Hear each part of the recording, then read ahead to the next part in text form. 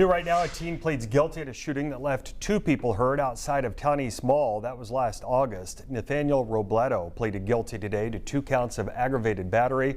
2 counts of attempted first-degree murder he faced were dropped. Robledo is scheduled to be sentenced in September.